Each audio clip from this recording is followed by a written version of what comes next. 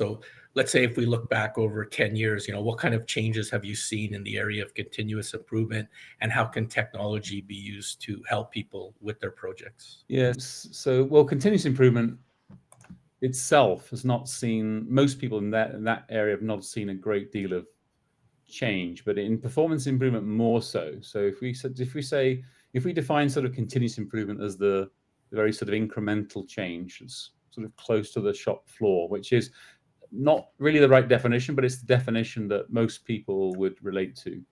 Then performance improvement is more about what we set ourselves a goal. So the goal could be reduce lead time by 50%, or reduce defects or PPM by 50%, whatever. So, in that space, there's actually a lot of technologies come along the last 10 years, or at least it's matured if it was around before 10 years ago. So, for example, data mining, that wasn't that well known 10 years ago. It did exist, of course it did.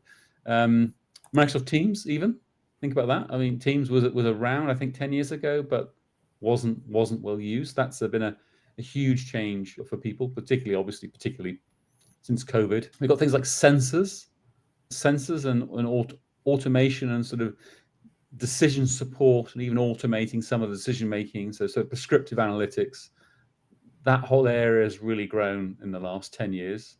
And then the really sort of exciting area, sort of digital twins and AI and so on. That's expanded greatly the last 10 years. But I think if you look at industry as a whole, it's still actually quite small.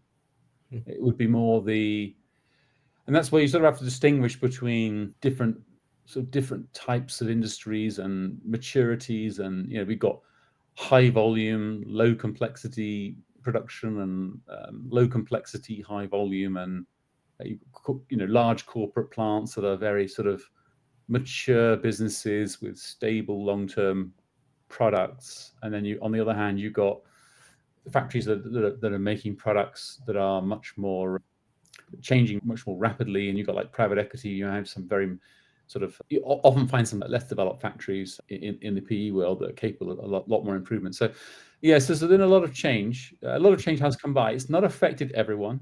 So you could easily be watching this and think, I've been through so much change in performance improvement with technology, but you could also watch this webinar and think, well, I haven't really seen very much of what you're talking about. So there's a whole spectrum of experiences out there.